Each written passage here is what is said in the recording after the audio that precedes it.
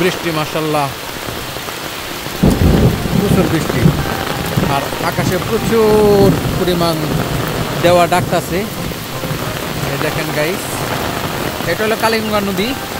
আগে এইখানে আজ থেকে প্রায় 20-22 বছর আগে, 20 থেকে 22 বছর আগে এই নদীতে,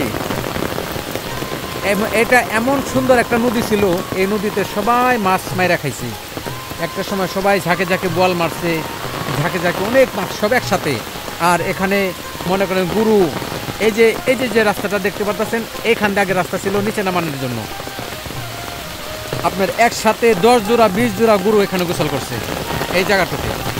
এই যে জায়গাটা দেখতে পাচ্ছেন, এই জায়গাটাকে আগে যে এই নদীতে এত মাছ ছিল, মানে বছর একবার সবাই পোলো বাস হইতো, তারপরে আপনার বোয়াল মাছ ধরার জন্য জাল টানা হতো, আর জাল টান দিলে প্রচুর মাছ পাওয়া যেত।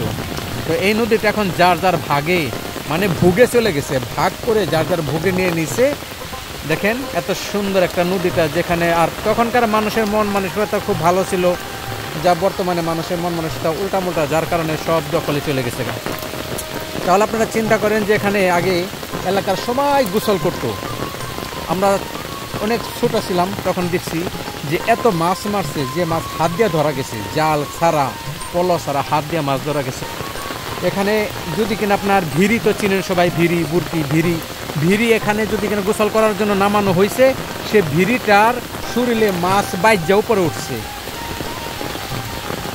ভিড়ির শরীরে মাছ, আপনার ট্যাংরা মাছ, মানে কাটা জাতের যেসব মাছ আছে, এই মাছগুলা ভিড়ির শরীরে পশমে লাগিয়া বাইজা উপরে উঠছে, এত মাছ ছিল। আপনার যে গুরু ঝাপাইছে, পুরা দাসারহাটের মহল্লার সব মানুষ এখানে গুরু ঝাপাইছে, সবাই একসাথে গোসল করছে। এটা একটা ছোটোখাটো, মানে কালিগঙ্গা নদীর পরে এটা শাখা নদী, এটাও আমরা কালিগঙ্গা নদী বলে থাকি। তো এই যে অবস্থা, কারণ যত বড় নদীটা, যার কারণে নদীর অবস্থা দুরবস্থা।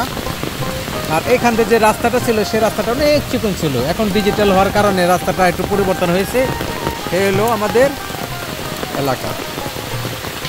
এই যে দেখেন বৃষ্টির পানি নামতে নামতে নামতে নামতে এক সময় এখানে এই জায়গাটুকু ভাঙতে ভাঙতে ভুগে চলে যাবে গা, দেখতে পারতেছেন, এখানে ধুয়ে ধুয়ে সব ভুগে চলে যাবে।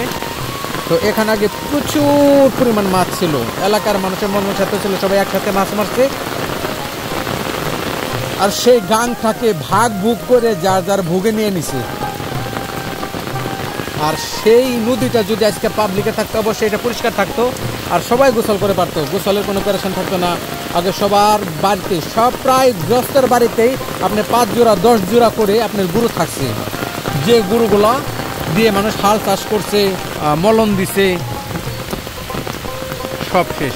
দেখেন এই হলো আমাদের কালিগঙ্গা নদীর অবস্থা। আর এই যে দেখতেই পারতেছেন আমাদের এলাকার পার্শ্ববর্তী এক এলাকা, সেই এলাকা দিয়ে বয়ে যাচ্ছে আমাদের নদীটা। দেখছেন, দেখছিল আমাদের গ্রামটা কিন্তু সুন্দর।